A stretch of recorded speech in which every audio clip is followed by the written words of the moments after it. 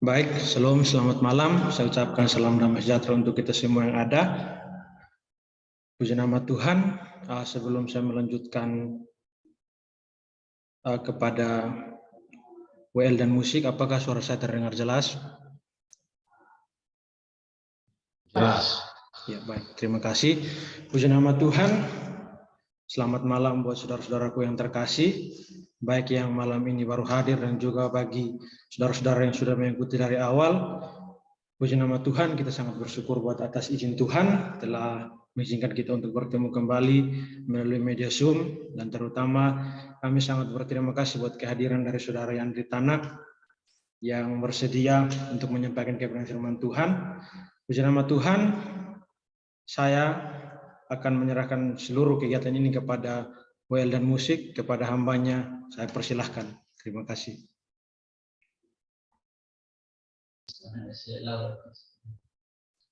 Puji nama Tuhan. Apakah suara saya jelas? Oke, baik. Puji nama Tuhan, kita akan memulaikan ibadah kita pada saat malam hari ini. Kita bersyukur Tuhan mempertemukan kita melalui via Zoom ini untuk kita menaikkan pujian kita, penyembahan kita pada Tuhan. Sebelum kita masuk dalam pujian dan penyembahan, kita akan memulai dengan doa nanti dengan kasih Kristus. Kau sekarang mau kita dalam doa.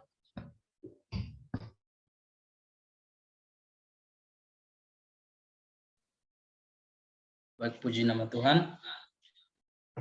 Mari kita siapkan hati kita untuk menghadapkan dalam doa. Kita berdoa. Bapa kami yang di surga, Bapa yang kami sembah di dalam nama Tuhan kami Yesus Kristus. Kembali kami bersyukur buat penyertaan Tuhan, buat kasih setia Tuhan dalam kehidupan kami sepanjang satu minggu ini hingga pada malam hari ini. Kami boleh berkumpul kembali di Zoom ini untuk memuji, mempermuliakan nama Tuhan. Kami tahu bahwa semuanya karena anugerah Tuhan dalam kehidupan kami. Terima kasih Bapa yang manis, tiba saatnya untuk kami memulaikan ibadah kami pada saat ini. Tuhan berkati, menolong hamba-hamba-Mu yang melayani pada malam hari ini. Kami serahkan baik hamba-Mu yang akan memimpin kami dalam pujian, maupun hamba-Mu yang akan menyampaikan firman-Mu bagi kami. Tuhan urapi, Tuhan pakai mereka dengan kuat kuasa-Mu. Biarlah apa yang mereka lakukan pada malam hari ini berkenan untuk mempermuliakan nama Tuhan. Dan kami sama-sama diberkati melalui via Zoom ini ya Bapa di surga. Kami serahkan ibadah kami Tuhan, baik teman-teman kami yang belum bergabung bersama kami, Tuhan Engkau berkati mereka, agar kami dapat bersama-sama berkumpul untuk memuji Tuhan, meskipun melalui via online ini Bapa di surga. Kami bersyukur dan kami serahkan ibadah kami dari awal pertengahan hingga akhirnya boleh jadi di dalam nama-Mu Tuhan Yesus Kristus. Kami telah berdoa, haleluya, amin.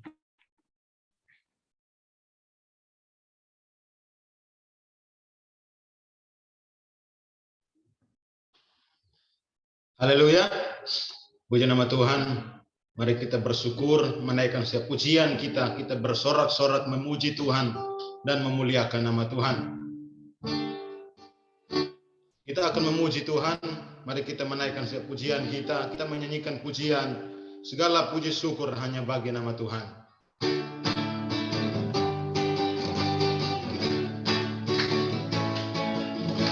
Segala puji syukur hanya bagi-Mu Tuhan, sebab Kau yang layak dipuja. Kami mau bersorak tinggikan nama-Mu.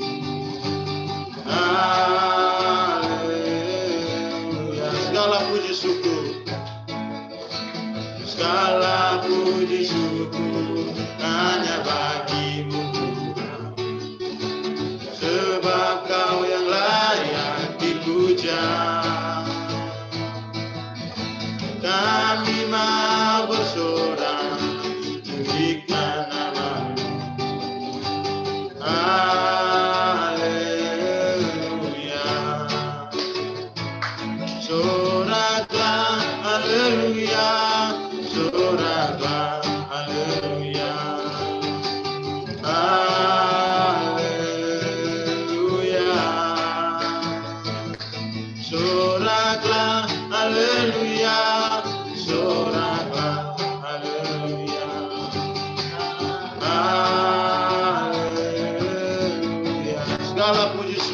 bagi Tuhan.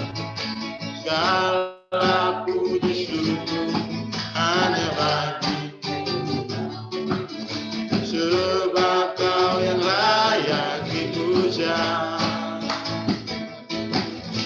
Kami mau bersorak tinggikan nama-Mu. Haleluya. Soraklah, soraklah, haleluya. Soraklah, haleluya. Haleluya. Soraklah, haleluya. Soraklah, haleluya. Haleluya. Soraklah, soraklah, haleluya. Soraklah, haleluya. Haleluya. Soraklah, haleluya. Soraklah, haleluya. Haleluya.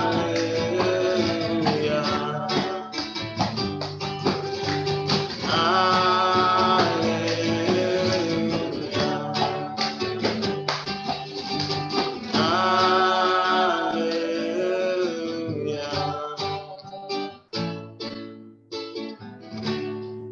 Puji nama Tuhan. Tiba saatnya kita akan mendengarkan firman Tuhan. Mari kita siapkan hati kita, pikiran kita untuk kita menerima kebenaran firman Tuhan. Kita akan angkat pujian, jiwaku merindukan-Mu.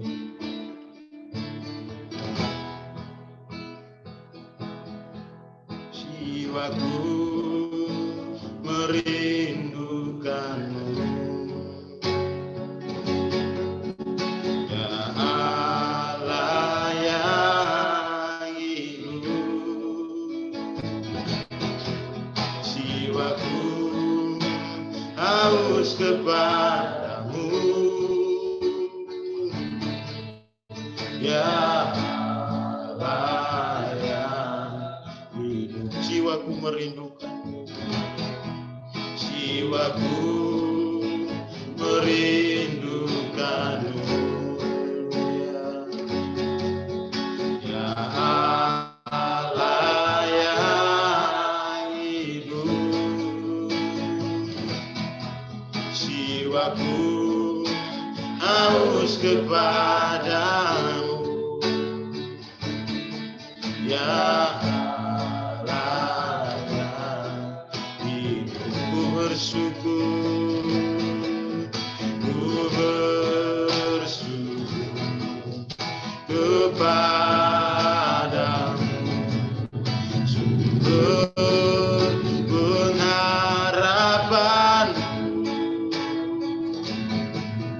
penolong, ya Allahku, tiada yang seperti. Jiwaku merindukan-Mu,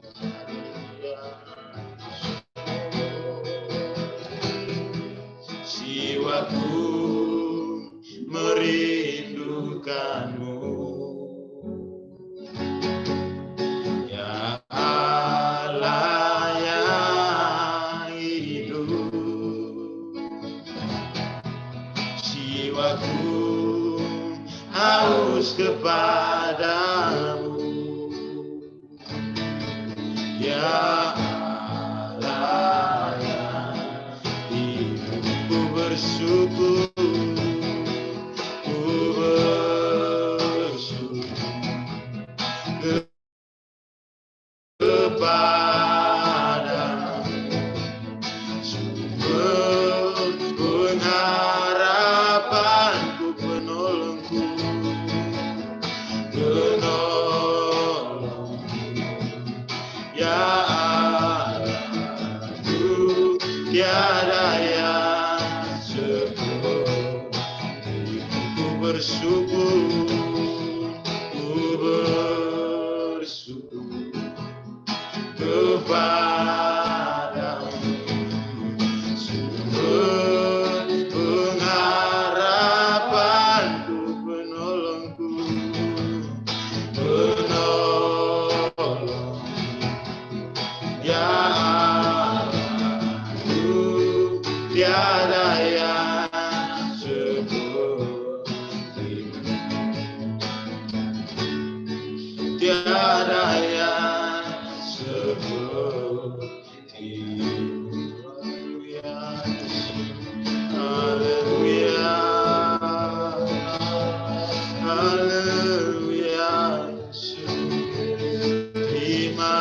kasih Tuhan.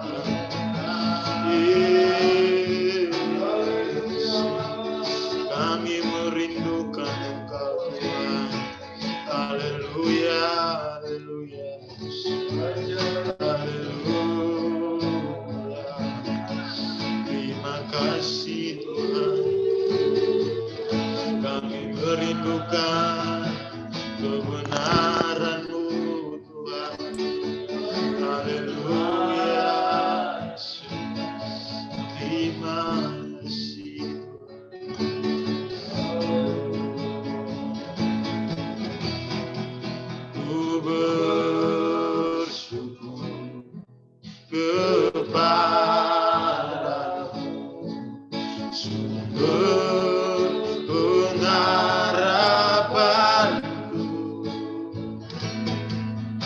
penolong ya Allah, tiada yang seperti, tiada yang seperti-Mu,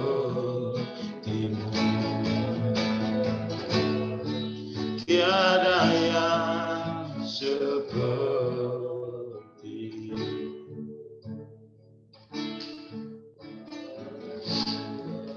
Bapa di sorga, kami bersyukur atas kebaikan-Mu dalam hidup kami. Kami berterima kasih Tuhan atas kemurahan-Mu, rahmat-Mu yang begitu nyata dalam hidup kami. Kami berterima kasih Tuhan atas keselamatan yang Tuhan anugerahkan kepada kami. Sehingga sampai saat malam hari ini Tuhan, kami anak-anak-Mu berkumpul secara virtual untuk menaikkan setiap pujian kami, penyembahan kepada Tuhan.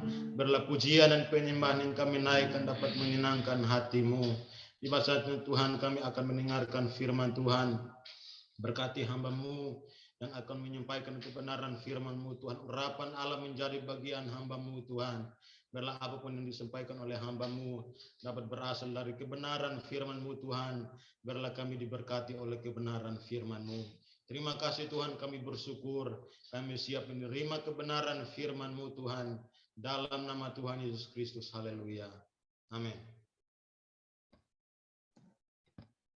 Puji nama Tuhan. Pujian dan penyembahan sudah kita naikkan. Kini tiba saatnya kita akan mendengarkan firman Tuhan. Waktu dan selanjutnya saya serahkan kepada hambanya yang di tanah untuk menyampaikan kebenaran firman Tuhan.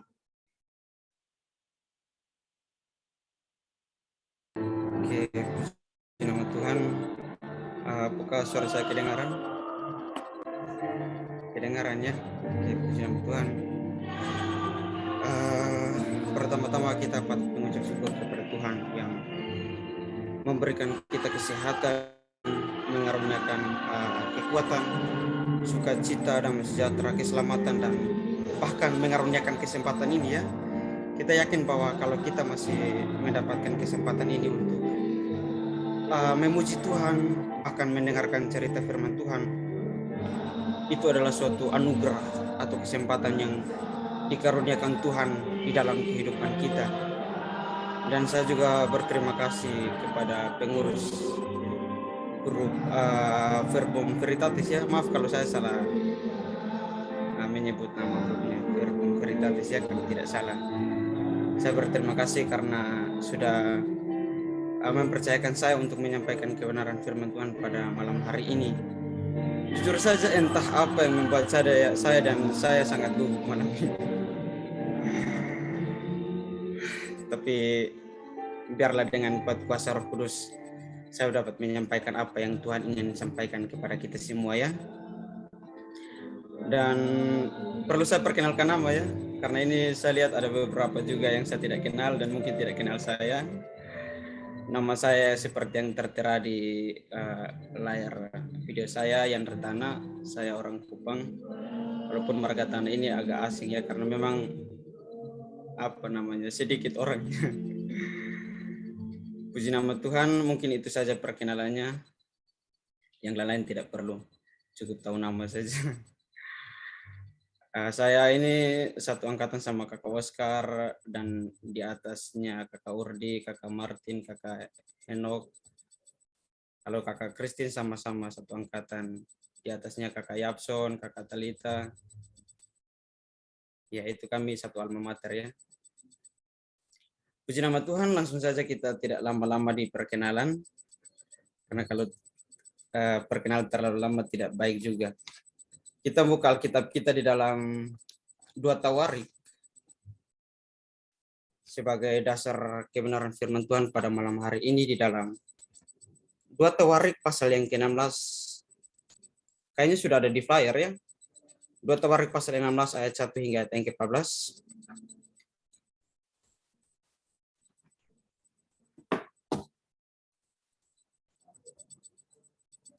Kalau teman-teman sudah temukan, saya akan membacakannya bagi kita. Tapi sebelumnya teman-teman, saya ingin menjelaskan sedikit latar belakang mengenai ayat-ayat ini supaya ketika saya membaca ayat-ayat ini kita paham ya bagaimana jalan ceritanya. Saya sedikit menjelaskan ayat-ayat latar belakang ayat-ayat ini, bahwa kita semua tahu bahwa setelah Raja Salomo meninggal dunia, kerajaan anaknya yang bernama Rehabeam. Dan kita tahu bahwa Salomo itu memiliki banyak anak, banyak istri. Dan karena memiliki banyak istri, pastinya juga memiliki banyak anak. Sehingga kemudian kerajaan yang ditinggalkan oleh Salomo yang kemudian dipimpin oleh Rehabeam ini terpecah menjadi 2 bagian. Yang satunya di kerajaan bagian utara dan yang satunya adalah kerajaan bagian selatan. Dan kerajaan bagian utara disebut dengan kerajaan Israel. Sedangkan kerajaan bagian selatan disebut dengan kerajaan Yehuda. Dan kedua kerajaan ini bermusuhan dari awal. Terpecahnya bermusuhan, berseteru, dan ini berlangsung dari masa ke masa. Dan kedua kerajaan ini saya katakan bahwa mereka bermusuhan dari masa ke masa, hingga sampai pada suatu saat atau sampai pada suatu ketika kerajaan Yehuda diperintah oleh Raja Asa, sedangkan kerajaan Israel diperintahkan oleh Raja Baesa yang terpecah belah itu dan bermusuhan itu. Pada suatu ketika kerajaan Yehuda diperintah atau dipimpin oleh Raja Asa, sedangkan kerajaan Israel dipimpin oleh Raja Baesa. Dan suatu ketika Raja Baesa ini ingin untuk menyerang Raja Asa, atau kerajaan Israel ini ingin untuk menyerang kerajaan Yehuda.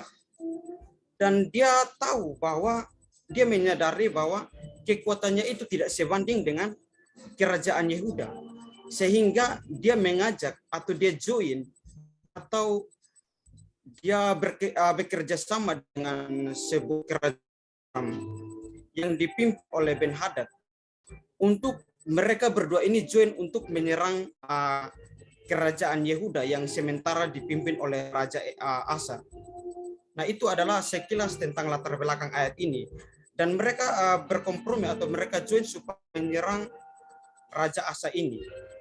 Nah, cerita mengenai Raja Baesa dan Raja Ben-Hadad terhadap, saya akan membacakannya bagi dari 2 Tawarik 16 ayat 1 hingga ayat 14. Pada tahun ke-36 pemerintahan Asa, majulah Baesa, Raja Israel hendak berperang melawan Yehuda. Ia memperkuat Rama dengan maksud mencegah lalu lintas kepada Asa, Raja Yehuda. Lalu Asa mengeluarkan emas dan perak dari perbendaharaan rumah Tuhan dan dari perbendaharaan rumah raja, dan mengirimnya kepada Ben-Hadad, Raja Aram yang diam di Damsyik, dengan pesan, ada perjanjian antara aku dan engkau, antara ayahku dan ayahmu. Ini kukirim emas dan perak kepadamu. Marilah batalkanlah perjanjianmu dengan Baesa, Raja Israel, supaya ia undur daripadaku.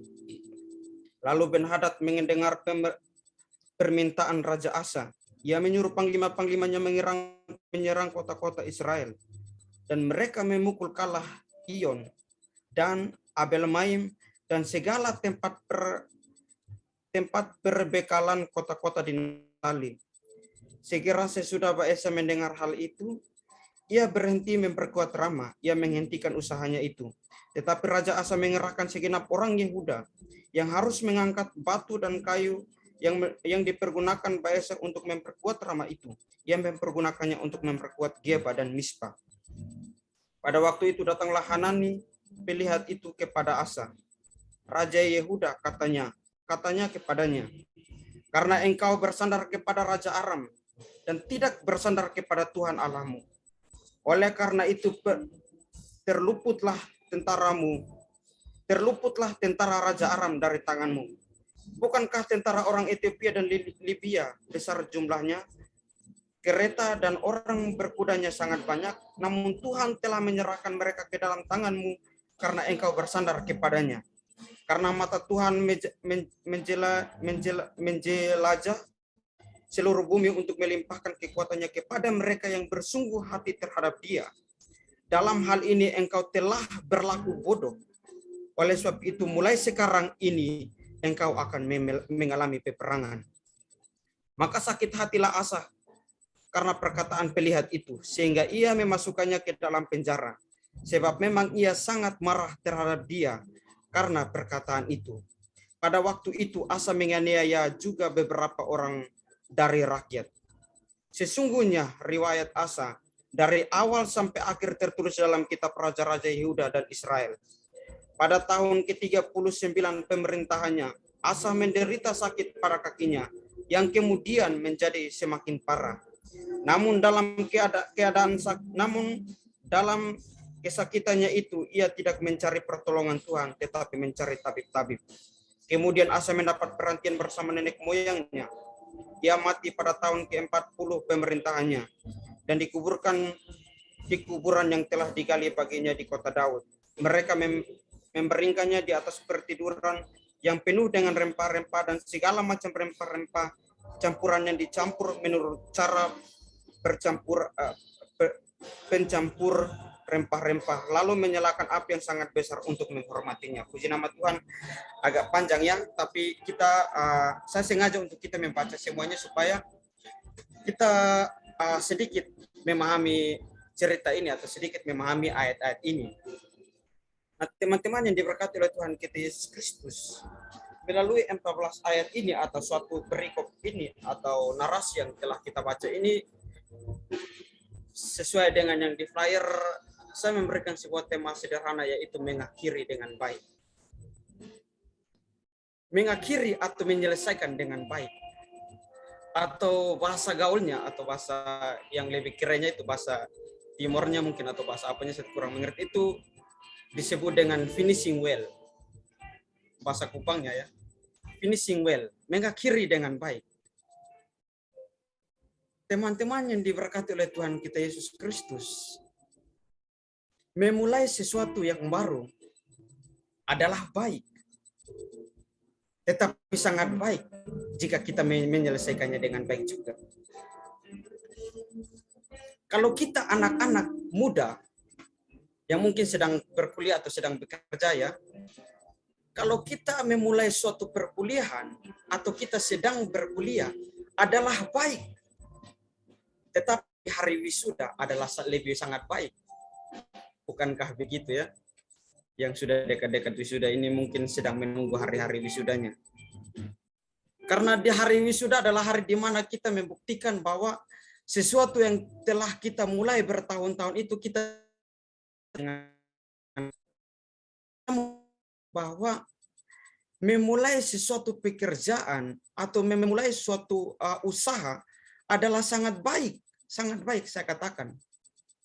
Tetapi alangkah lebih baik kalau kita menyelesaikannya dengan baik. Perhatikan kalimat ini ya, kita memulainya baik. Kita memulai sesuatu yang baru itu baik. Tetapi jauh lebih baik kalau kita menyelesaikannya dengan baik. Atau disimpulkan dengan kata atau kalimat finishing well. Itu akan sangat lebih baik. Saya mau katakan kepada kita, ini kita sudah umur produktif ya. Yang mungkin berencana untuk menikah tahun ini adalah baik. Bagi saya baik. Tidak ada yang melarang kita untuk menikah. Yang penting usianya sudah cukup ya. Tetapi alangkah lebih baik kalau pernikahan itu dipertahankan sampai maut yang memisahkan. Nah, itu yang penting. Artinya bahwa bukan bermasalah di memulainya, tetapi masalahnya di bagaimana atau bagaimana kita dapat yang dikatakan sebagai finishing well itu, mengakhiri dengan baik itu. Nah, begitupun dengan kehidupan kita sebagai manusia, teman-teman, orang-orang muda ya. Begitupun dengan kehidupan kita sebagai manusia. Tuhan memberikan kita hidup. Tuhan menciptakan kita adalah sangat baik. Baik sekali Tuhan memberi kita hidup. Tetapi lebih sangat baik lagi. Wah, ini berat. Tuhan memberi kita hidup itu baik sekali, sangat baik. Tetapi sangat jauh lebih baik kalau kita mengakhiri hidup kita ini dengan baik. Jadi anak-anak muda kalau punya masalah jangan mengakhiri hidup dengan tidak baik ya. Gantung diri atau bunuh diri atau minum apa begitu yang bisa mematikan. Jangan. Karena Tuhan sudah memberikan kita hidup itu baik.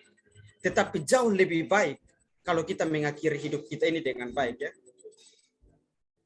Sebelumnya minta maaf, ini waktunya berapa menit ya supaya saya ukur-ukur juga. Kalau sekarang berapa menit ya waktunya? Atau Bebas. bebas. Oh ya. Berarti 2 jam juga. Sesuai ini bisikan Roh Kudus ya. Tidak juga, kita akan membatasinya juga. Jadi teman-teman, saya mau terang memulai sesuatu adalah baik, tetapi jauh lebih baik jika kita mengakhirinya dengan baik. Saya terinspirasi, ini kita masih di pendahuluannya di awal. Saya terinspirasi dengan sebuah pertandingan bola, sebuah pertandingan sepak bola yang di mana mempertemukan ini pada leg semifinal ya, mempertemukan Raja Inggris yaitu Manchester City berhadapan dengan Raja Spanyol yaitu Real Madrid. Dan ini jika diperhatikan dari kualitas tim ini Manchester City memang lebih diunggulkan dan memang di leg pertama itu Manchester City sudah menang. Dan kalau kita perhatikan ini, minta maaf yang tidak suka sepak bola ya, tapi ini saya mau menerangkan tentang finishing well itu. Ini karena kebetulan saya suka sepak bola dan ini kebetulan ini ya, tim saya juga Real Madrid. Tapi bukan karena masalah timnya, tapi ini menurut saya ini sangat menginspirasi bagi saya atau memberikan sebuah pelajaran bagi saya. Jadi jika diperhatikan Real Madrid lebih tidak diunggulkan atau Manchester City lebih diunggulkan. Dan kalau kita perhatikan di pertandingan itu teman-teman, pada menit ke-89 leg kedua itu leg pertama kan Real Madrid sudah kalah 3-2. Dan pada menit ke-89 itu Manchester City sudah unggul 5-2. Artinya bahwa mereka sudah pasti kalah. Real Madrid ini sudah kalah karena waktu tersisa itu lagi 1 menit saja. Waktu normal itu lagi 1 menit. Tetapi apa yang terjadi teman-teman? Pada menit ke-90 Real Madrid berhasil gol 1 dan akhirnya skor menjadi 3-5. Pada tambahan waktu Real Madrid kembali mengisi 2 gol lagi. Yang artinya kedudukan terbalik. Real Madrid kembali unggul dengan agregat 6-5. Tidak ada yang pernah menyangka bahwa Real Madrid akan keluar sebagai pemenang pada laga tersebut. Karena memang pada realitanya, pada menit ke-89 itu, tersisa 1 menit itu Real Madrid sudah ketinggalan 2 gol. Tetapi apa yang terjadi? Dan menurut saya ini sangat inspiratif bagi saya, teman-teman. Kenapa? Karena saya berpikir bahwa ada sesuatu prinsip yang ada dalam kehidupan para pemain Real Madrid itu.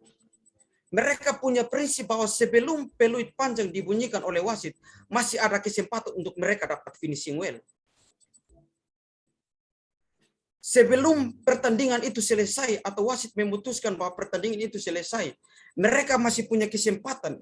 Kesempatan masih terbuka lebar bagi mereka untuk dapat mengakhiri pertandingan mereka itu dengan baik. Artinya bahwa dalam kehidupan kita sebagai orang-orang yang percaya kepada Yesus Kristus, jangan berpikir bahwa kita telah hancur, kita telah rusak. Kita tidak bisa apa-apa lagi kalau ketika kita berhadapkan dengan masalah yang sukar.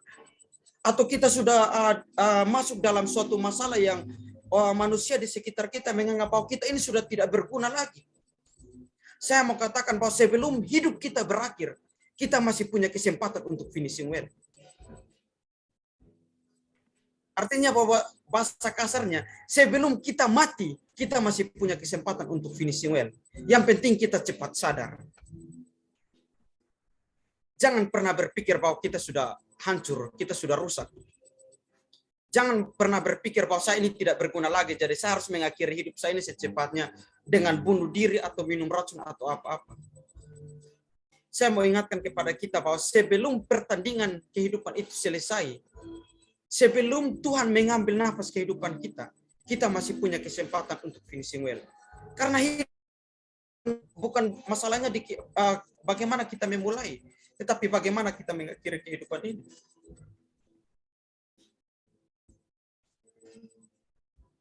Kehidupan manusia itu bagaikan sebuah pertandingan ya teman-teman. Saya panggil teman-teman ya.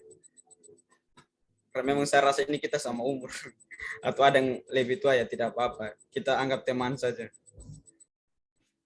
Pertandingan itu bagaikan, hidup itu bagaikan sebuah pertandingan. Setelah wasit membunyikan peluit tanda pertandingan dimulai, tidak ada cara lain lagi selain kita bertanding. Begitupun dengan kehidupan kita. Ketika Tuhan sudah mengizinkan kita ada di dalam dunia ini, Tuhan memberikan kita nafas kehidupan, Tuhan menciptakan kita melalui orang tua kita. Tidak ada pilihan lain selain kita bertanding dan menyelesaikan pertandingan kehidupan kita dengan baik. Tidak ada pilihan lain lagi. Karena kalau ambil pilihan lain ya ujung-ujungnya neraka. Bunuh diri itu dosa ya. Itu saya neraka. Saya tidak menghakimi, tapi saya pastikan itu masuk neraka. Saya bukan Tuhan, tapi itu berat. Jadi jangan coba-coba bunuh diri. Merasa tertolak, merasa dianiaya, merasa tersiksa, merasa disakiti, merasa tidak dianggap, itu jangan pernah menyerah. Teman-teman saya mau katakan, jangan pernah menyerah. Kan pertandingan. Marilah kita bertanding dan mengakhiri dengan baik. Sehingga pada akhirnya kita dikatakan sebagai orang-orang yang finishing well. Kalau kita dikatakan sebagai orang-orang yang finishing well itu, saya tidak bisa bayangkan itu bahagia. Kita tampil sebagai orang-orang yang mengakhiri iman kita dengan katakan ke kita bahwa perbedaan, kalau pertandingan itu kita sudah tahu bahwa kita ini sudah berada di menit keberapa. Ini perbedaan antara hidup itu seperti pertandingan, tapi perbedaannya seperti ini teman-teman. Kalau pertandingan itu kita sudah tahu bahwa sementara kita bertanding, kita tahu bahwa ini kita sudah ada di menit keberapa. Kita ada di menit awal kah, atau kita sudah ada di menit tengah kah, atau kita berada dalam menit akhir. Tetapi tentang kehidupan, kita tidak pernah tahu bahwa kita sedang berada di menit-menit keberapa. Kita tidak tahu bahwa kita ada di posisi mana. Bahwa pertandingan kehidupan kita itu akan berakhir, tidak tahu. Kalau pertandingan sepak bola, kita tahu bahwa menit beberapa masih lama atau cepat atau sebentar lagi akan selesai. Tetapi kalau kehidupan manusia, tidak ada yang pernah tahu bahwa kapan kita akan selesai. Oleh sebab itu teruslah bertanding, mempertahankan iman percaya. Pernah merasa saya masih muda, jangan. Minta maaf kalau saya bicaranya agak kasar ya. Ini kita mengerti lah. Kalaupun terlalu kasar bagi teman-teman, mohon maaf dan batin. Kita akan sampai ke sana. Kita akan sampai di mana bagaimana seseorang menyampaikan teguran kepada kita dan kita harus meresponnya. Ini masih di awal ya, kita akan sampai ke sana. Tapi saya mau ingatkan kembali lagi bahwa kita tidak pernah tahu bahwa kita sedang berada di menit keberapa pertandingan kehidupan ini. Kita sedang berada di menit-menit awal ke hari-hari awal kehidupan kita kah? Tahun-tahun awal kehidupan kita kah? Atau kita sedang berada di pertengahan perjalanan kehidupan kita? Ataukah mungkin kita sedang berada di akhir perjalanan kehidupan kita? Kita tidak pernah tahu. Bisa jadi kita sudah berada di akhir pertandingan kehidupan kita, walaupun kita masih belasan tahun. Itu bisa jadi. Itu mungkin, sangat mungkin ya. Kita bisa sudah berada di akhir pertandingan walaupun umur kita masih 18-an atau mungkin 17-an atau masih belasan tahun. Begitupun sebaliknya. Kita masih bisa dikatakan sebagai orang yang masih berada di awal pertandingan walaupun umur kita sudah 30, 40 dan seterusnya. Kita tidak pernah tahu itu. Hanya Tuhan yang tahu tentang masa itu.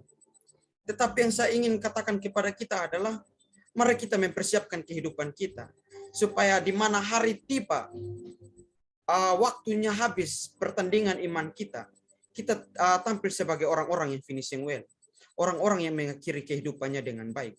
Dan orang-orang yang mengakhiri kehidupannya dengan baik adalah orang-orang yang mempertahankan iman percayanya kepada Tuhan.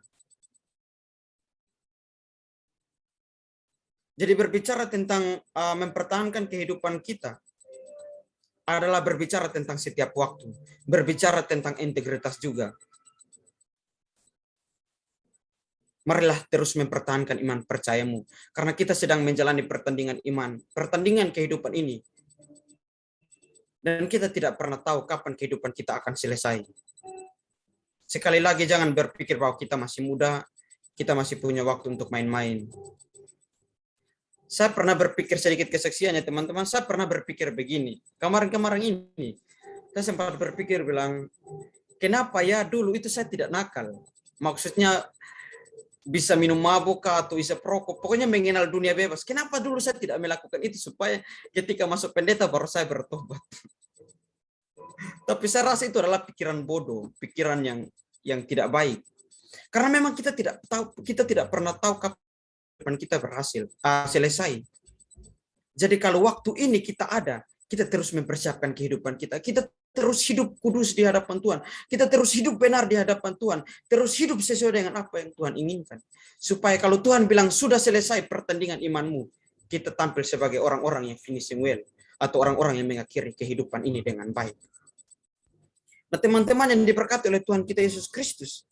Dari teks ini atau dari cerita ini, kita mau belajar dari seorang anak Tuhan yang bernama Asa. Dan dia ini memiliki sebuah jabatan, yaitu seorang raja. Namun yang ironi di sini, namun yang sadis di sini adalah dia sendiri tidak finishing well. Sekali lagi saya ulangi bahwa dari teks ini kita mau belajar tentang finishing well atau mengakhiri kehidupan dengan baik dari seorang anak Tuhan yang bernama Asa yang menduduki jabatan sebagai raja. Namun dia sendiri tidak finishing well. Tetapi teman-teman yang diberkati oleh Tuhan kita Yesus Kristus, saya mau katakan kepada kita bahwa kalau namanya tercatat di dalam Alkitab, ceritanya atau biografinya dicatat dalam Alkitab, artinya bahwa ada sesuatu yang Tuhan ingin sampaikan kepada kita semua, atau ada sesuatu yang Tuhan ingin mau sampaikan kepada para pembaca cerita ini. Ada suatu pesan yang Tuhan ingin sampaikan kepada siapapun yang ingin membaca cerita ini. Atau lebih khususnya kepada kita yang sedang belajar dari cerita firman Tuhan ini. Hal pertama yang ingin saya sampaikan kepada kita, bagaimana supaya kita dapat finishing well, atau bagaimana supaya kita dapat mengakhiri kehidupan kita dengan baik. Hal pertama adalah bersandar teruslah kepada Tuhan. Bersandar terus, garis bawahi terus ya. Bersandar teruslah kepada Tuhan. Dikatakan terus. Dikatakan terus berarti kita bersandar kepada Tuhan bukan pada suatu keadaan tertentu. Kita bersandar kepada Tuhan bukan dalam rentang waktu tertentu, tetapi bersandar kepada Tuhan terus artinya bahwa dari masa ke masa kita terus bersandar kepada Tuhan. Kita terus berharap kepada Tuhan. Kita terus mengharapkan akan pertolongan Tuhan. Bukan pada suatu masa saja atau bukan pada suatu keadaan saja. Dikatakan sebagai bersandar terus kepada Tuhan artinya bahwa dalam keadaan sakit kita harus bersandar kepada Tuhan. Tetapi dalam keadaan sehat pun kita harus terus bersandar kepada Tuhan.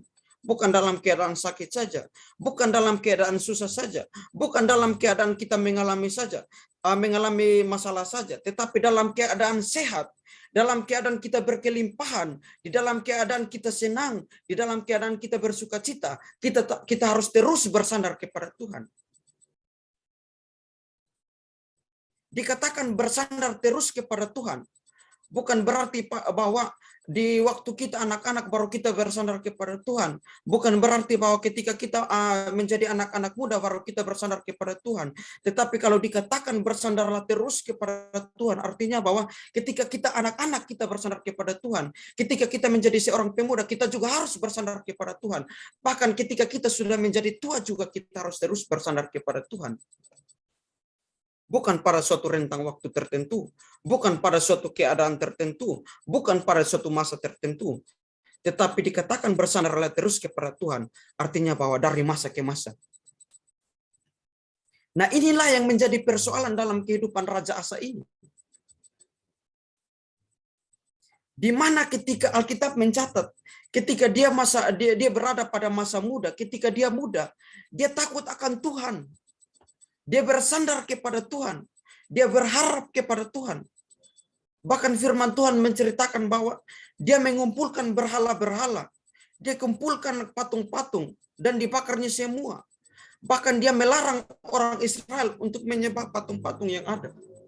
Dia melarang orang-orang Israel untuk menyembah berhala. Walaupun patung-patung itu adalah peninggalan dari Raja Salomo.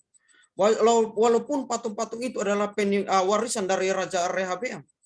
Tetapi dia tidak peduli dengan semuanya itu. Dia suruh mengumpulkan semuanya. Dia membakar semuanya. Dan dia mengajak orang-orang Israel untuk hanya menyembah kepada Tuhan saja. Dan akhirnya Tuhan senang dengan dia. Tuhan memberkati dia.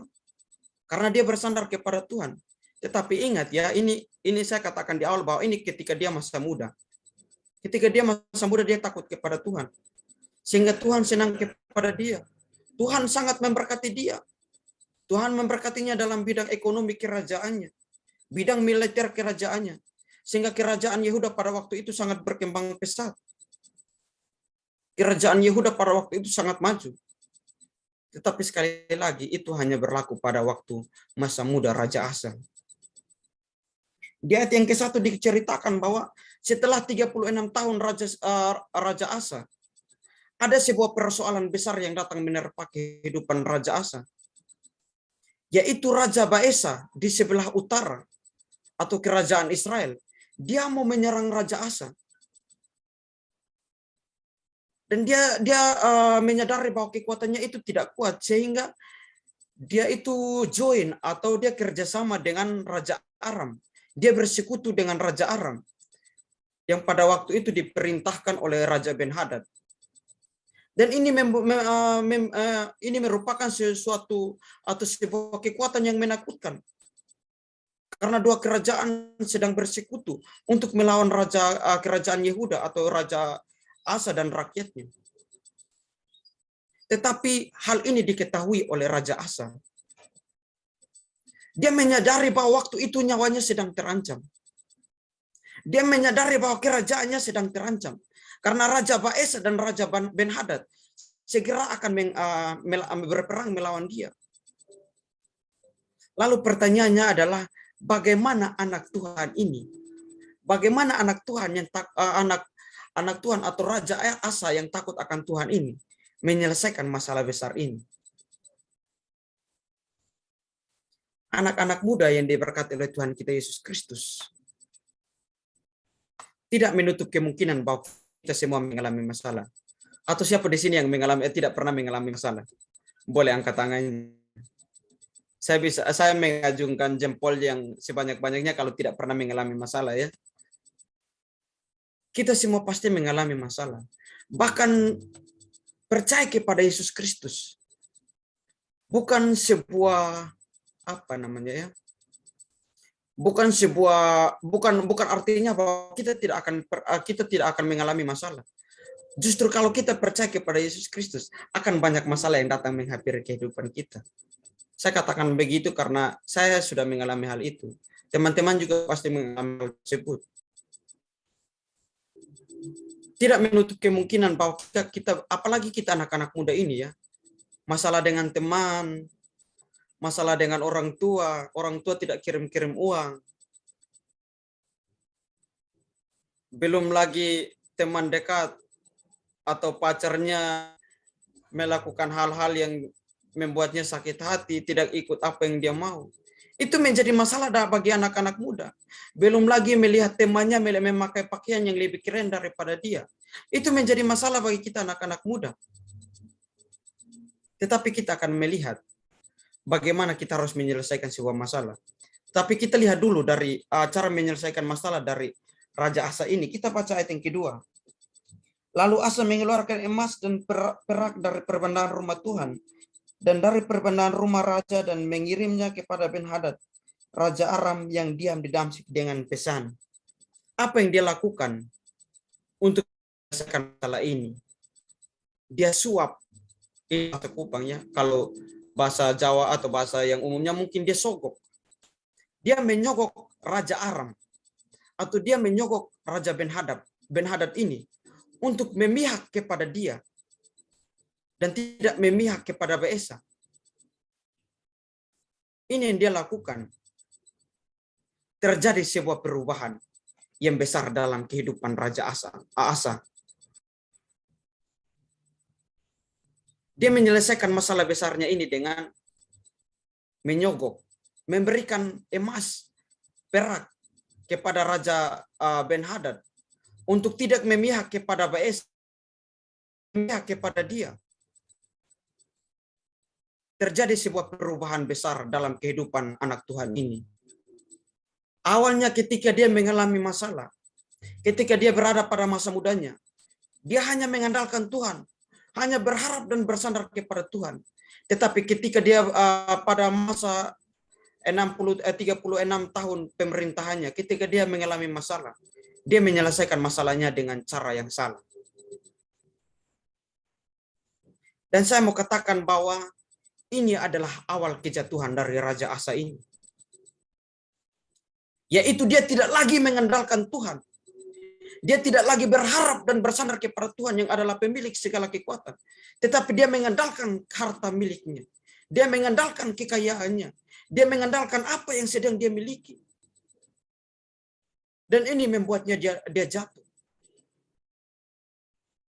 Mengenai hal itu saya teringat akan satu ayat di dalam Amsal 11. Coba kita baca. Amsal 11 ayat yang ke-28.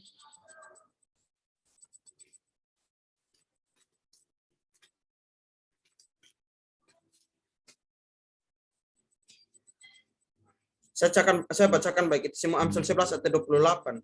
Siapa yang mempercayakan diri kepada kekayaannya akan jatuh, tetapi orang benar akan tumbuh seperti daun muda.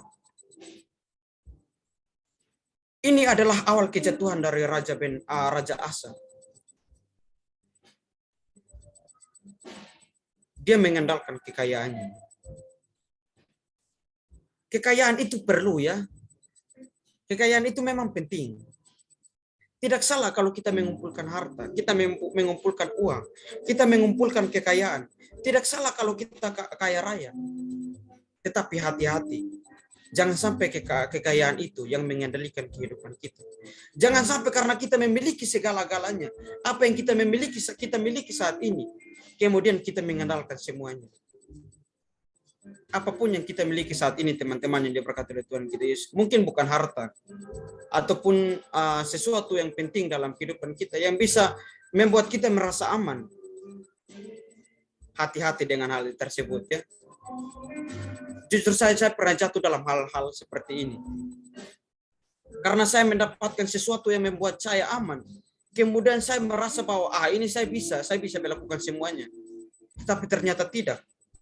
Itu adalah awal dari kejatuhan kehidupan kita. Kalau kita lebih mengandalkan sesuatu daripada kita lebih mengandalkan Tuhan. Itu hanyalah sesuatu yang akan menuntun kita kepada kehidupan yang hancur dan kita tidak akan mencapai yang namanya finishing well itu. Kita tidak dapat menyelesaikan kehidupan kita dengan baik. Jadi hati-hati ya. Sekali lagi kekayaan tidak salah. Kita punya segala-galanya tidak salah. Tetapi hati-hatilah supaya hal itu tidak mengendalikan kehidupan kita. Atau hal itu tidak membuat kita untuk mengandalkan harta kita atau mengandalkan apa yang kita miliki. Tetapi biarlah kita terus mengandalkan Tuhan. Karena dialah yang memberikan kita kehidupan. Teman-teman, kalau kita gelisah, kalau teman-teman dan saya gelisah untuk menjalani hari-hari esok, karena kita belum dapat kiriman dari orang tua, kalau kita gelisah untuk menjalani hari-hari esok, karena kita tidak punya banyak uang, kita tidak punya harta, kita tidak punya orang tua yang memiliki banyak uang. Kalau kita gelisah karena hal itu, sesungguhnya kita keliru. Begitupun sebaliknya, kalau kita merasa aman untuk menjalani hari-hari esok karena kita sedang memiliki banyak uang, kita merasa nyaman untuk menjalani hari-hari esok karena kita memiliki orang tua yang hebat, karena kita sedang berada pada keadaan yang sehat, kita sedang berada pada keadaan yang senang, dan itu membuat kita untuk merasa nyaman menjalani hari-hari esok. Sesungguhnya itu adalah keliru. Tetapi saya mau katakan kepada kita bahwa nyamanlah dan gelisahlah jika kita sedang mengandalkan Tuhan.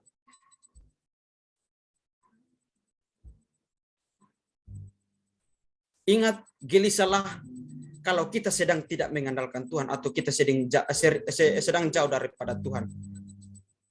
Dan nyamanlah kalau kita sedang berharap dan bersandar kepada Tuhan. Jangan nyaman karena kita punya uang saat ini. Jangan nyaman karena kita sedang sehat saat ini. Atau jangan nyaman karena kita memiliki orang tua yang hebat. Jangan. Tetapi nyamanlah kalau kita sedang berada dalam jalannya Tuhan. Nyamanlah kalau kita sedang berada dalam pengharapan akan Tuhan. Dan jangan gelisah karena kita tidak punya uang. Jangan gelisah karena kita memiliki orang tua yang tidak kaya. Kita memiliki orang tua yang tidak mampu. Tetapi gelisahlah kalau kita sedang jauh daripada Tuhan. Tetapi saya mau katakan kalau teman-teman hadir di Zoom pada malam hari ini, saya mau katakan bahwa kita adalah orang-orang yang nyaman di dalam pelukannya Tuhan. Amin. Kita adalah orang-orang yang nyaman berada dalam pengharapan akan Tuhan. Raja Asa ini kelihatannya mulai mengatur masa depannya atau mulai mengatur masa depan kerajaannya dengan harta kekayaannya. Disuaplah Raja Aram itu. Hati-hati kalau apa yang kita miliki ini kemudian membuat kita untuk berpikir bahwa kita dapat mengatur semuanya ya. Kita belajar dari Raja Asa ini. Dia berpikir bahwa uang akan mengatur kehidupannya ke depan. Dia suap Raja Ben-Hadad untuk memihak kepada dia. Dia berpikir bahwa dengan demikian dia dapat mengatur masa depan kerajaannya. Saya pernah membaca sebuah tulisan yang dikatakan bahwa bila kita terbiasa mengandalkan uang, lambat laun uang akan mengatur iman kita. Nah, ini yang bahaya. Kalau kita terbiasa dengan sesuatu yang kita merasa bahwa itu menjadi sesuatu yang hebat, lambat laun hal itu dapat mengatur, walaupun tidak semua, ya, tetapi ini secara umum. Kalau kita mengandalkan kehidupan kita kepada uang, lambat laun uang akan mengatur iman kita. Artinya bahwa terkadang orang itu, kalau kita dapat kiriman yang banyak atau kita dapat berkat, kita memiliki uang yang banyak, baru kita itu kita sedang lalu kita melupakan Tuhan. Tetapi kalau kita tidak memiliki uang, barulah kita datang berharap dan bersandar kepada Tuhan. Nah, ini yang tidak boleh. Artinya bahwa uang yang mengatur iman kita, tidak boleh seperti itu ya teman-teman. Dimanapun kita berada, atau kita sedang mendapatkan pekerjaan yang bagus, atau kita sedang berada pada situasi yang nyaman, jangan berpikir bahwa hal itu yang dapat menjamin kehidupan kita ke depan. Tetapi ingatlah bahwa hanya Tuhan yang dapat mengatur masa depan kita. Hanya Tuhanlah yang dapat mengubah masa depan kita ke jalan yang benar. Bukan apa yang kita miliki saat ini, bukan harta, bukan kekayaan, bukan kedudukan orang tua kita juga, ataupun bukan kedudukan kita saat ini. Raja Asa ini berpikir bahwa itu adalah cara terbaiknya untuk menyelesaikan masalahnya, untuk dapat mengakhiri masa pemerintahannya dengan kerajaan yang aman, dengan kerajaan yang tentram. Tetapi sesungguhnya tidak. Justru mendatangkan sebuah masalah yang besar. Karena dia sedang mengandalkan kekuatan manusia, bukan kekuatan Tuhan. Teman-teman yang diberkati oleh Tuhan kita Yesus, terkadang begini, Mungkin teman-teman tidak, tetapi saya pernah begitu. Ketika kita mengenal atau kita dekat dengan orang-orang yang hebat, kita mulai berpikir bahwa saya bisa melakukan ini karena saya punya orang dalam, orang-orang yang hebat. Saya punya kenalan orang-orang yang hebat. Jadi kita berpikir itu secara tidak sengaja bahwa kita sedang mengandalkan kekuatan mereka. Jadi hati-hati dengan hal-hal sepele tersebut ya. Tetapi biarlah kita terus mengandalkan Tuhan supaya kita dapat mengakhiri kehidupan kita dengan baik. Kita dapat mencapai finishing well itu. Karena ketika Raja Asa ini tidak mengandalkan Tuhan dan mengandalkan harta miliknya, dan dia berharap kepada kekuatan manusia yaitu Raja Ben-Hadad, Raja Aram itu, bukan menyelesaikan masalahnya, memang menyelesaikan masalah secara singkat, tetapi itu bukan jalan yang terbaik, justru mendatangkan masalah besar dalam kehidupannya. Karena dia menjadi orang yang tidak finishing well. Sehingga kalau kita anak-anak muda, kita mau mengakhiri kehidupan kita dengan baik, kita mau finishing well, maka marilah terus berharap dan bersandar kepada Tuhan. Supaya kita dapat finishing well. Masalah hari-hari ini, jangan lari kepada dunia. Kepada Tuhan. Jawaban kehidupan yang pasti. Supaya dia memberikan kita jalan yang terbaik. Masalahnya begini teman-teman. Hidup kita ini Tuhan yang menciptakan. Kalau Tuhan yang menciptakan, dia yang tahu bagian mana yang rusak. Kalau hati kita sedang bermasalah, datang kepada dia yang membuat hati itu. Karena dia yang akan tahu bagaimana dia memperbaiki hati itu. Kalau jiwa kita sedang tidak nyaman, datanglah kepada dia yang membentuk jiwa itu. Karena dia yang tahu bagaimana dia memperbaiki kehidupan kita. Kalau hidup kita sedang rusak, jangan lari kepada manusia karena kita sama-sama diciptakan. Tetapi datanglah kepada Sang Pencipta karena dia yang tahu bagaimana memperbaiki kehidupan kita. Andalkanlah terus kepada Tuhan. Ingat, hanya Tuhan yang berkata bahwa sampai putih rambut pun dia akan menggendong kita terus. Jadi teruslah datang kepada Tuhan ya. Jangan lari kepada manusia. Hal kedua, bagaimana supaya kita dapat ini hal terakhir ya, 2 hal saja yang akan saya bagikan bagi kita. Hal kedua yang ingin saya bagikan kepada kita, bagaimana supaya kita dapat mengakhiri pertandingan kehidupan kita atau kita dapat finishing well dengan baik. Memperhatikan teguran Tuhan. Ingat setelah Raja Asa membayar Ben-Hadad dengan uang, lalu Ben-Hadad ini beralih keberpihakan dari Raja Baesa dan berpihak kepada Raja Asa. Kemudian Raja Ben-Hadad ini dia menyerang Raja Baesa dan kerajaannya. Sehingga dapat dikatakan bahwa Raja Asa ini mengalami kemenangan. Dia mengalami kemenangan karena Raja Baesa tidak jadi serang kerajaannya. Bahkan Raja Ben-Hadad kembali berpihak kepada dia sehingga dia merasa bahwa dia sudah menang. Dan saya bisa bayangkan bahwa saat itu pasti dia sedang duduk di atas takhta kerajaannya dengan senang hati. Karena dia berpikir bahwa dia sudah menang. Strateginya berhasil. Dan mungkin saja menterinya sedang memuji dia. Bahkan rakyatnya mungkin sedang memuji dia.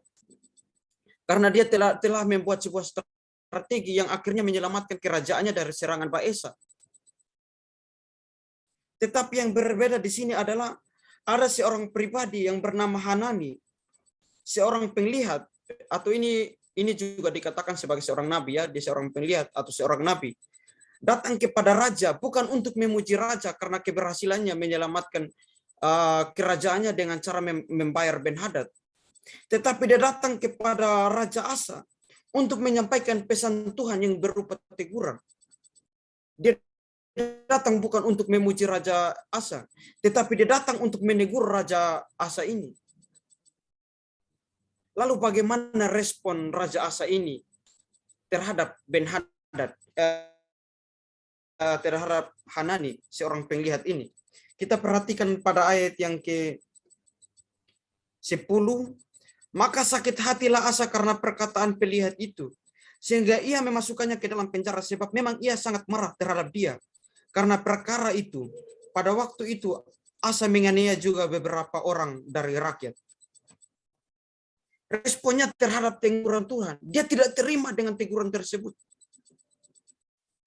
Dia tidak suka dengan apa yang disampaikan oleh Hanani ini. Walaupun itu merupakan pesan daripada Tuhan. Ini yang sering dialami oleh manusia. Kalaupun teman-teman tidak, tetapi secara umum, ketika kita mendengarkan khotbah atau firman Tuhan yang keras dan menyinggung hati kita, kita merasa bahwa pendeta ini, pengkhotbah ini tidak baik.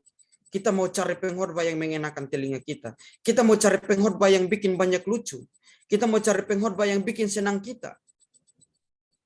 Kalau kita mendengarkan pengkhotbah yang bikin sakit hati dengan menegur dosa-dosa kita, kita tidak suka.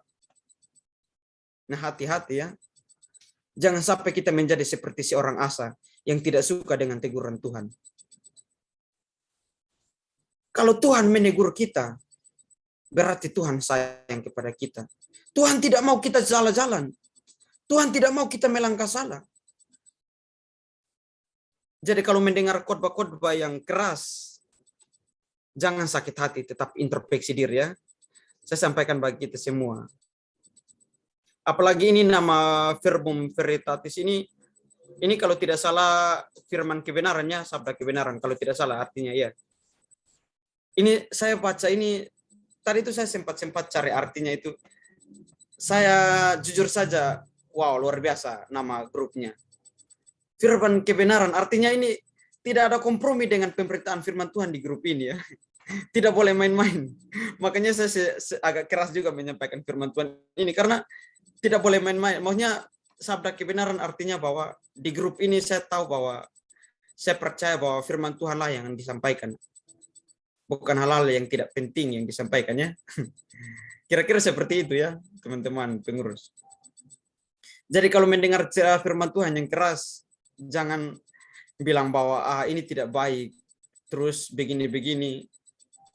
Mari kita mengintrospeksi diri kita. Jangan sampai kita jadi seperti seorang Asa. Teguran Tuhan, dan akhirnya dia tidak dapat finishing well. Dia tidak mengakhiri kehidupannya dengan baik, karena dia menolak teguran Tuhan. Teguran Tuhan itu bisa datang kapan saja, dan Tuhan bisa memakai siapa saja. Tuhan bisa memakai pendeta-pendeta untuk menegur kita. Tuhan bisa memakai orang tua kita untuk menegur kita. Tuhan bisa memakai teman-teman di sekitar kita untuk menegur kita. Bahkan Tuhan bisa memakai anak muda untuk menegur kita. Yang terkadang sulit untuk kita pahami adalah Tuhan memakai keadaan untuk menegur kita. Ini yang terkadang agak sulit untuk kita pahami. Terkadang Tuhan membuat kita sakit supaya kita mengintrospeksi diri kita bahwa apa yang saya lakukan sehingga saya mengalami hal yang demikian. Jangan kita salahkan Tuhan kalau kita mengalami sesuatu tidak baik. Tetapi marilah kita mengintrospeksi diri kita. Kita melihat kehidupan kita. Apa yang sedang saya lakukan? Supaya kita tidak pernah menyalahkan Tuhan ya, seperti Asa ini. Saya tidak menghakimi Asa. Tetapi dari sini kita belajar bahwa kalau kita mau finishing well, kita mau tampil sebagai orang-orang yang mengakhiri kehidupan dengan baik, maka marilah kita peka atau memperhatikan teguran Tuhan. Sekali lagi, teruslah rajin mendengarkan firman Tuhan, pemberitaan firman Tuhan ya. Kalau kita masih muda, tapi kalau kita rajin dengan ibadah-ibadah seperti ini, saya mau katakan bahwa teman-teman luar biasa. Teman-teman hebat. Apalagi pengurus-pengurus ya berani membentuk ini. Adalah sesuatu yang hebat karena mampu membuat sebuah inovasi yang baru ya. Dengan memanfaatkan media dan alat-alat yang ada untuk menciptakan grup, membuat grup ini untuk membuat kita hari makin bertumbuh di dalam Tuhan. Membuat kita untuk mengenal firman kebenaran itu. Mengenal sabda kebenaran itu. Karena dengan kita mengenal sabda kebenaran itu, kita dapat memperhatikan teguran-teguran Tuhan dalam kehidupan kita. Kita dapat mengerti maksud Tuhan di dalam kehidupan kita. Dan kalau kita sudah mengerti maksud Tuhan di dalam kehidupan kita, saya yakin bahwa kita akan berjalan dalam kebenarannya firman Tuhan. Bagaimana mungkin kita dapat berjalan dalam kebenaran firman Tuhan kalau kita tidak mengerti apa yang Tuhan maksudkan dalam kehidupan kita? Nah, kalau mau mengerti kebenaran, mau mengerti maksud Tuhan dalam kehidupan teman-teman, rajinlah beribadah. Jadi itu suatu formula atau suatu rantai kehidupan yang tidak dapat diputuskan. Harus seperti itu. Dari teman-teman yang diberkati oleh Tuhan kita Yesus Kristus. Dari satu cerita ini kita belajar dua hal, bahwa untuk finishing well maka kita harus teruslah berharap kepada Tuhan. Perhatikan bahwa terus ketika mengalami masalah terus berharap kepada Tuhan. Ketika berada pada keadaan senang terus berharap kepada Tuhan. Jangan seperti Ben Hadad. Ketika dia masa muda dia berharap kepada Tuhan, tetapi ketika dia sudah tua dia mengandalkan harta miliknya. Ketika dia sudah tua, dia mengandalkan harta miliknya. Marilah kita terus mengandalkan Tuhannya. Jangan mengandalkan apa yang kita miliki saat ini, tapi teruslah mengandalkan Tuhan. Setiap masa, dari masa ke masa kita harus tetap mengandalkan Tuhan. Dan saya mau katakan sekali lagi bahwa teruslah memperhatikan teguran Tuhan dengan terus mengikuti ibadah-ibadah seperti ini atau terus membaca firman Tuhan, supaya ketika kita mendapatkan sesuatu dari firman Tuhan, kita mulai mengintrospeksi diri kita supaya apa yang salah dalam kehidupan kita mau perbaiki, supaya hari makin hari kita berjalan dalam kebenaran firman Tuhan, kita tidak melangkah salah. Ingat bahwa kalau Tuhan menegur kita, Tuhan mengingatkan kita, tandanya bahwa Tuhan sayang kepada kita. Tuhan tidak mau supaya kita binasa, Tuhan tidak mau supaya kita mengalami penganiayaan, Tuhan tidak mau supaya kita masuk dalam api neraka, tetapi Tuhan mau supaya kita selamat, sehingga dia menegur kita dengan cara-caranya yang ajaib itu. Puji nama Tuhan, mungkin ini yang dapat saya sampaikan bagi kita semua. Tuhan Yesus memberkati, dan waktu selanjutnya saya kembalikan kepada MC.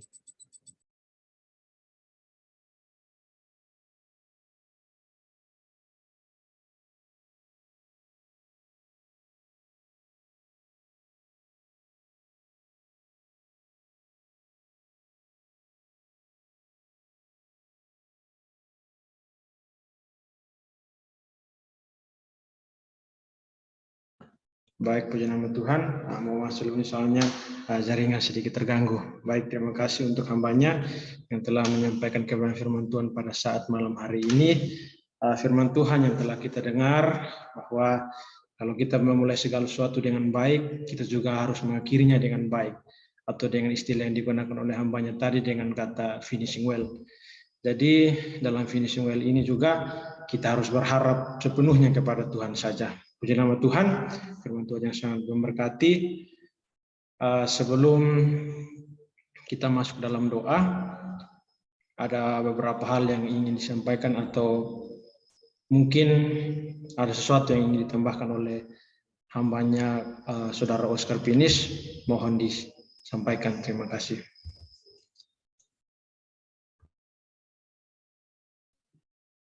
Terima kasih buat kesempatannya. Dan saya juga berterima kasih kepada Pak Pendeta Yandri yang sudah memberkati kami melalui firman Tuhan pada malam hari ini. Bagaimana? Mungkin ada yang mau bertanya. Mohon maaf Kak Hendra, mungkin saya agak ini. Kalau ada dari teman-teman yang kurang paham di mana dari pemberitaan firman Tuhan yang mau bertanya, silahkan. Oke. Saya hanya menanya tadi firman Tuhan terambil di mana? Oh, di 2 Tawarik pasal yang ke-16 ayat yang pertama hingga ayatnya yang ke-14. Saya pikirnya Kak Melda sudah mengikuti dari awal. Rupanya tidak. Enggak. Saya ikuti, cuman ada gangguan dari tadi, ada yang telepon dari PC Group. Jadi saya ambil alih, tapi tiba-tiba udah selesai. Jadi enggak, ya saya balik lagi ke sini gitu. Oh iya, enggak apa-apa. 2 Tawarik berapa? 16 ayat 1 hingga ayat 14. Satu pasal itu. 2 Tawarik 16.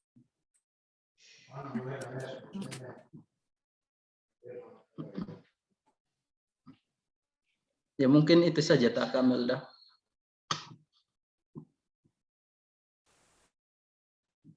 Ya, ya.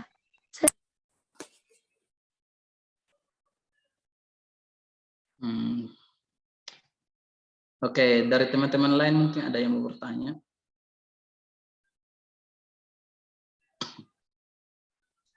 Kalau tidak ada. Sedikit informasi bahwa bagaimana Kamelda? Ada yang mau disampaikan? Ayat berapa? Ayat berapa? 2 Ya, Tawarik 16 ayat 2 berapa? Tawarik pasal yang ke-16 ayat pertama hingga ayatnya yang ke-14. Itu dalam satu pasal itu dibahas tadi. Oke ya, saya akan ambil di ayat yang ke-14. Yang paling akhir yang saya bawa ya. Dan dikuburkan di kuburan yang telah digali baginya di kota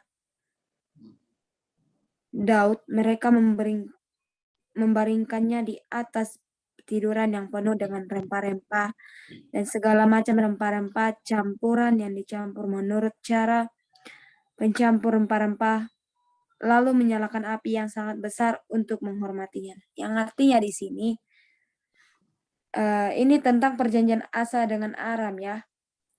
Yang artinya di sini, kita harus dikuburkan kembali dan kita harus dibangkitkan kembali. Kita harus ibarat contoh kita harus dilahirkan kembali. Bukannya lahir dari rahim ibu, tapi dilahirkan kembali. Yang artinya di sini harus benar-benar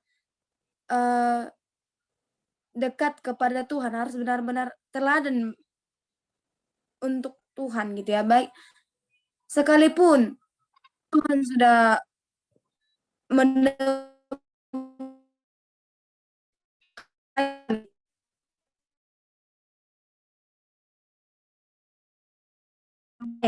dan kita akan dilahirkan dan di situ kita akan disalibkan, bahkan akan dihakimi juga gitu.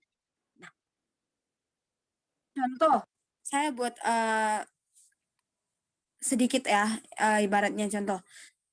Ada orang sedang memberikan mengalir sendiri ya. Tapi firman Tuhan berkata kita harus dikuburkan kembali, yang artinya harus disalibkan kembali dong. Bahkan dikuburkan, kalau bisa disucikan kembali atau dilahirkan kembali.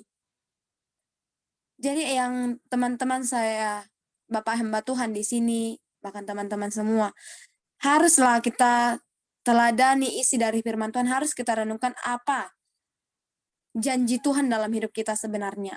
Apa perintah Allah dalam hidup kita sebenarnya. Jangan hanya kita mendengar tapi aku tidak. Kita mendengar tapi harus kita lakukan juga. Buat apa kita tiap hari mendengar firman kalau kita tidak melakukan? Yang ada omong kosong kan. Tapi kalau kita di sini mendengar bahkan kita melakukannya, berarti itu yang luar biasa. Tuhan tidak meminta dari harta kita tidak, tapi Tuhan hanya meminta apa? Hati teman-teman, hati Bapak hamba Tuhan, bahkan saudara seiman di sini. Itu yang Tuhan minta. Makanya Tuhan sampai bilang harus dikuburkan kembali. Kita harus dikuburkan oleh apa? Lewat apa kita dikuburkan? Dan kita harus dibangkitkan kembali. Jangan hanya Tuhan yang mati di kayu salib, dan jangan hanya Tuhan yang bangkit, tapi kita juga. Lewat dari mana kita dikuburkan? Di hari yang akan terakhir nyawa kita yang dijemput. Dan kita akan dihakimi di sana. Dari yang dihakimi kita di situ, berarti kita tahu dalam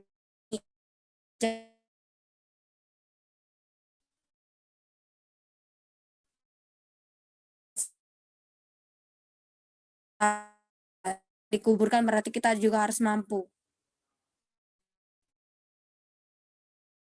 Bisa. Apalagi kita ingin mau disalibkan, mungkin ya hanya Tuhan Yesus yang bisa disalibkan, hanya Tuhan Yesus yang mampu dicaci, dihina, hanya Tuhan Yesus. Kita tidak bisa. Sekalipun contoh, ada teman-teman di sini atau ada hamba Tuhan, Bapak Gembala di sini yang mungkin ya punya masalah, tapi pelampiasannya kemana? Jadi ke masyarakat, jadi ke jemaat. Karena apa? Dia tidak bisa mengendalikan amarahnya, dia tidak bisa mengendalikan emosinya. Itu. Jadi Tuhan bilangnya jangan kamu membalas kejahatan dengan kejahatan, tapi apa? Balaslah dengan kebaikan atau melalui doa. Itu firman Tuhan, bukan saya yang menyatakan, tapi firman Tuhan. Jangan, bila kamu dihakimi, jangan kamu menghakimi balik. Atau bila kita dapat cacian, jangan kita caci balik. Ingat, Tuhan Yesus ada yang menghakimi. Kita tidak bisa menghakimi orang. Tapi biarlah Tuhan yang menghakimi dia. Tuhan yang menegur dia dari mana? Lewat dari Roh Kudus. Kita hanya diwajibkan untuk berdoa kepada dia. Untuk membawa dia agar dia semakin dekat kepada Tuhan. Bukannya malah sebaliknya, kita menghina dia atau mengucilkan dia. Tidak. Kalau Tuhan sudah bilang, kamu harus membalas kejahatan, penuh. Tapi orang di penjara bahkan Tuhan lepaskan. Yang di penjara, yang mencuri juga Tuhan pakai lebih, bahkan Tuhan pilih untuk menjadi kemuliaan pemberitaan firman. Seperti yang dikatakan Bapak Pendeta Yandri tadi, kalau orang yang dipilih, contoh, kita melakukan kejahatan,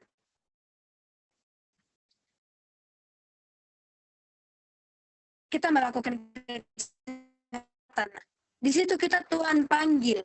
Seandainya kita tidak seandainya kita jatuh, bahkan Tuhan tidak peduli. Bahkan firman Tuhan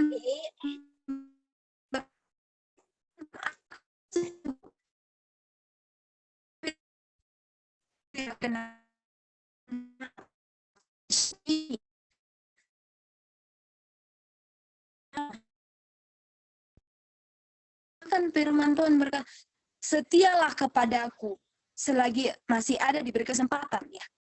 Jadi sampai kapan kedatangan Tuhan kita tidak tahu, ya. Karena kedatangan firman Tuhan sudah firman Tuhan berkata, waspadalah. Kedatangan Tuhan sudah mulai dekat. Jadi kalau Tuhan sudah berkata, waspadalah, berjaga-jagalah, kedatangan Tuhan sudah mulai dekat. Berarti kedatangan Tuhan seperti pencuri. Kapan kita dipanggil, kita nggak tahu. Dan firman Tuhan juga berkata, carilah kerajaan Tuhan selagi berkenan ditemui. Berarti kalau kita sudah diberikan kesempatan, kita harus lebih lagi mencari Tuhan.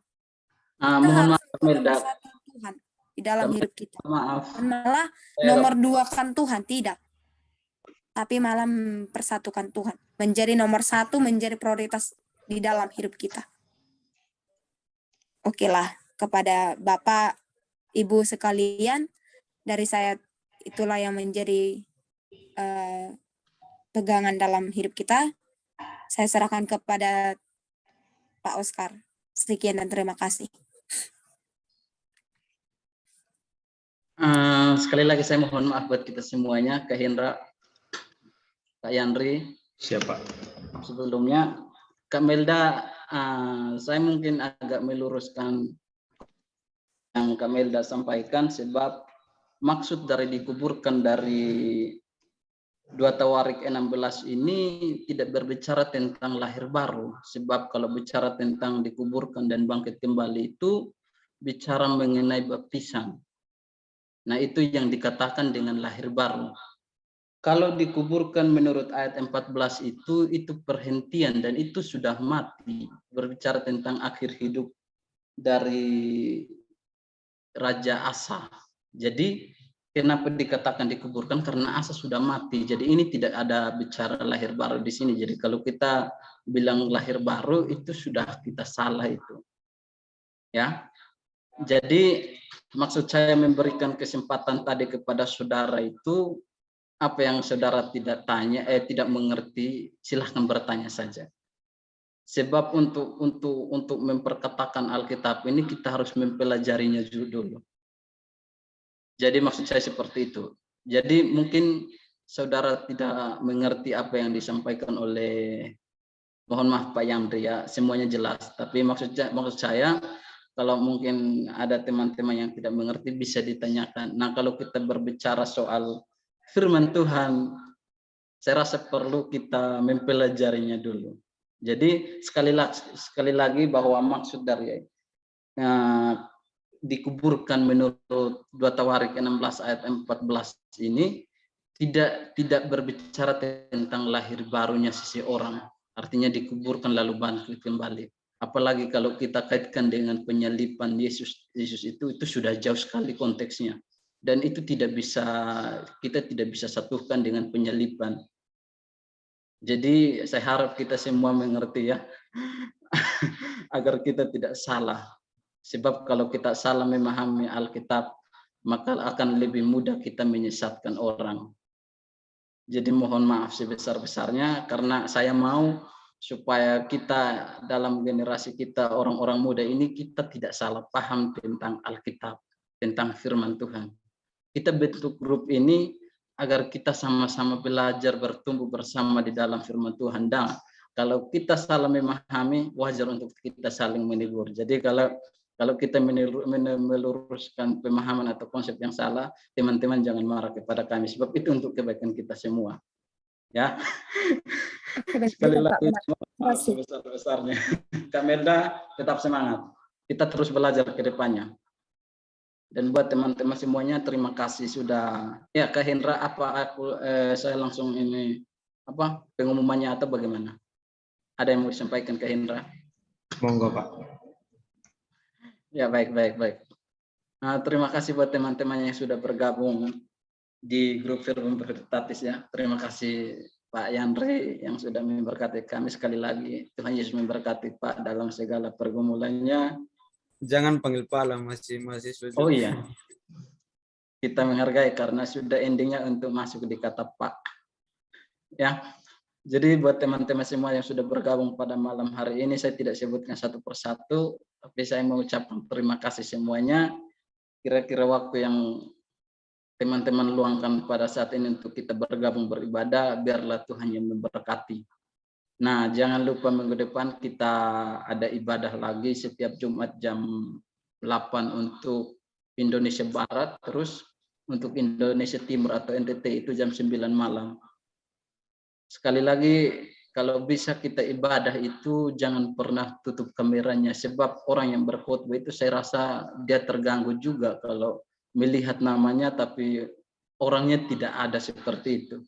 Jadi setiap kali kita ibadah, sebisa mungkin kita buka kameranya biar muka kita tidak mandi nggak apa-apa. Yang penting kan bisa nampak di situ. Terus yang berikutnya, untuk kalau ada teman-teman kita yang baru bergabung di grup kita, grup WA-nya, teman-teman bisa sapa, salam kenal atau selamat bergabung atau apalah itu. Maksudnya ya biar teman-teman kita yang lain itu merasa diterima seperti itu, dirangkul. Jadi mungkin malam ini pengumumannya agak banyak ya, agak sedikit banyak. Jadi teman-teman tolong pengertiannya, tolong kerjasamanya supaya kita tetap bertumbuh. Sebab tujuan kita membuat grup ini supaya kita bisa menjadi berkat. Menjadi berkat tidak berdasarkan apa yang kita miliki, tetapi berdasarkan firman kebenaran. Itu adalah firman Allah. Jadi kita tidak boleh salah konsep, salah mengerti, salah memahami suatu pernyataan dalam firman Tuhan itulah ya. Buat teman-teman semua, terima kasih, Tuhan Yesus memberkati. Dan saya kembalikan kepada Kak Hendra, mungkin ada yang mau ditambahkan atau dari teman-teman pengurus lainnya. Tuhan Yesus memberkati. Baik, terima kasih buat penyampaiannya Saudara Oscar. Kini tiba saatnya saudara-saudaraku yang terkasih, kita akan mengakhiri ibadah pada saat malam hari ini. Dan kita akan berdoa, dan doa akan dipimpin oleh Saudara Yandri. Kita akan berdoa buat atau mensyukuri kepada firman Tuhan yang telah kita dengar. Kita juga berdoa buat bangsa dan negara kita, baik keluarga maupun sanak saudara kita dimanapun berada. Dan juga kami mohon kiranya berdoa juga untuk grup Firman Veritatis, kiranya melalui grup ini nama Tuhan dipuja dan dipermuliakan. Nanti doa ini saya serahkan kepada hambanya Saudara Yandri. Baik, puji Tuhan, mari kita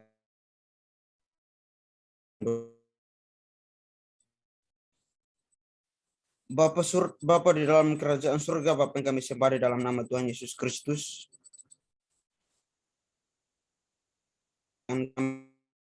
Ya, mengaruniakan segala sesuatu yang kami perlukan dalam rangka kehidupan kami Kami sangat mengucap syukur kepadamu Tuhan buat kasih karunia-Mu yang Engkau limpahkan dalam kehidupan kami, bahkan keselamatan yang Engkau sediakan bagi kami. Terlebih Tuhan, Engkau boleh mempertemukan kami melalui media Zoom yang ada Tuhan, untuk kami boleh beribadah kepadamu Tuhan, mensyukuri segala perbuatan yang ajaib dalam kehidupan kami. Bahkan kami sudah mendengarkan firman-Mu Tuhan, yang kembali mengingatkan, menghimbau kepada kami, memberikan petunjuk kepada kami agar bagaimana kami dapat finishing well dalam kehidupan kami. Kami dapat mengakhiri pertandingan iman kami dengan baik. Biarlah firman Tuhan yang telah disampaikan menjadi ingat-ingatkan dalam kehidupan kami. Kami menyadari bahwa kami manusia yang penuh dengan keterbatasan. Kami adalah manusia yang lemah. Tapi biarlah Roh Kudus mampukan kami, ingatkan firman Tuhan dalam kehidupan kami. Sehingga walaupun kami masih muda, usia kami masih rentang dengan hal-hal yang ditawarkan oleh dunia, tetapi berpegang teguh firman,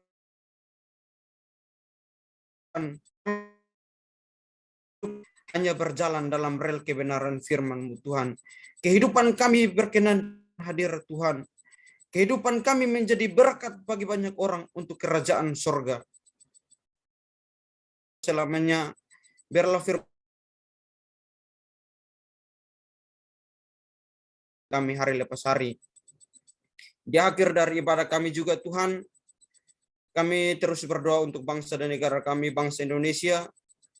Tuhan, Engkau terus memberkati bangsa ini, segala masalah yang diperhadapkan dengan bangsa ini. Tuhan, Engkau buka jalan, Engkau memberkati bangsa, para pemimpin yang ada, dari pemimpin tertinggi sampai pemimpin terendah. Tuhan, Engkau memberikan kuasa-Mu dalam kehidupan mereka, tuntunlah kehidupan mereka, biarlah mereka memimpin bangsa ini dengan yang ajaib,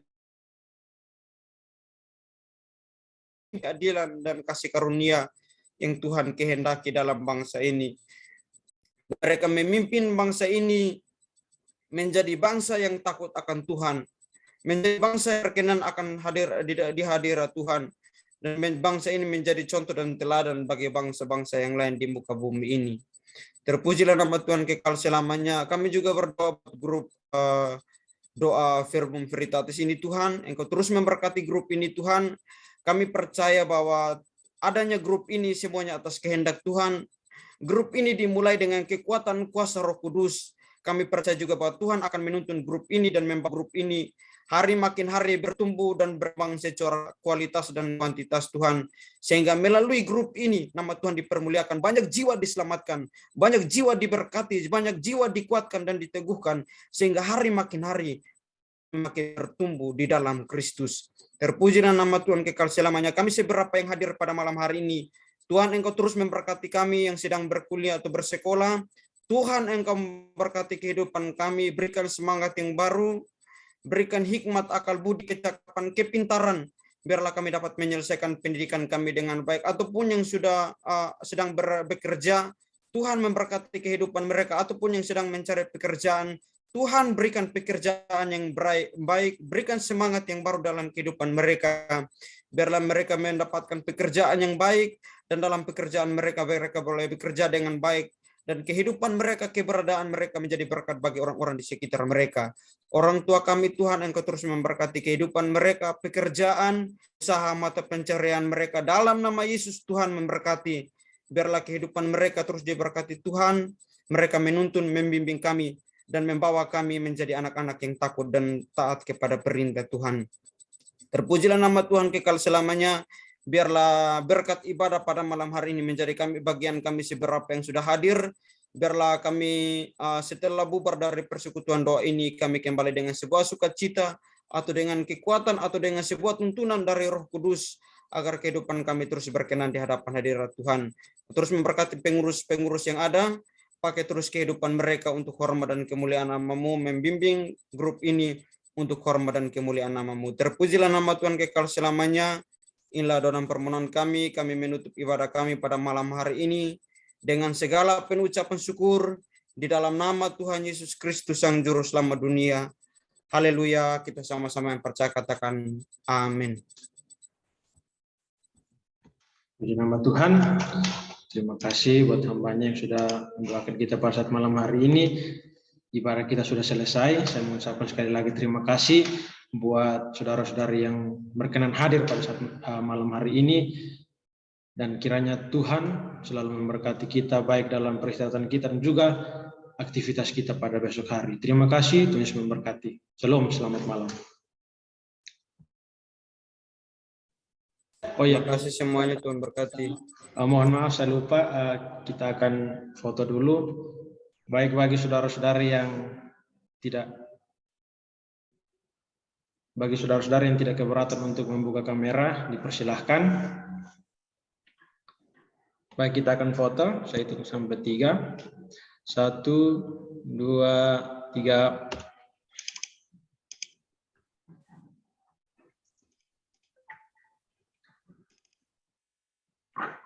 Sekali lagi. Sekali lagi. 1, 2, 3. Ya, terima kasih. Tuhan memberkati.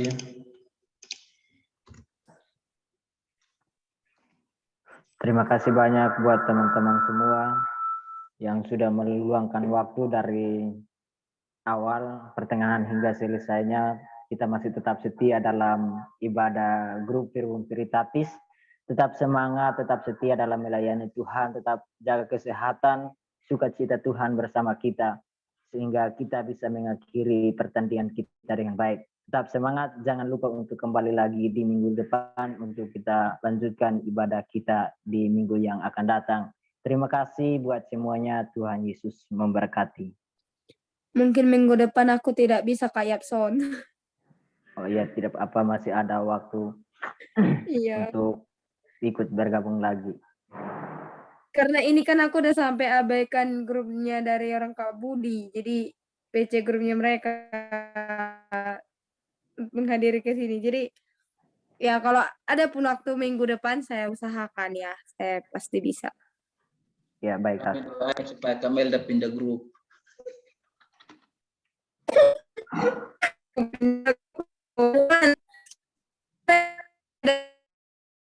Pakai emosi Aki Jawa. Jadi ya santai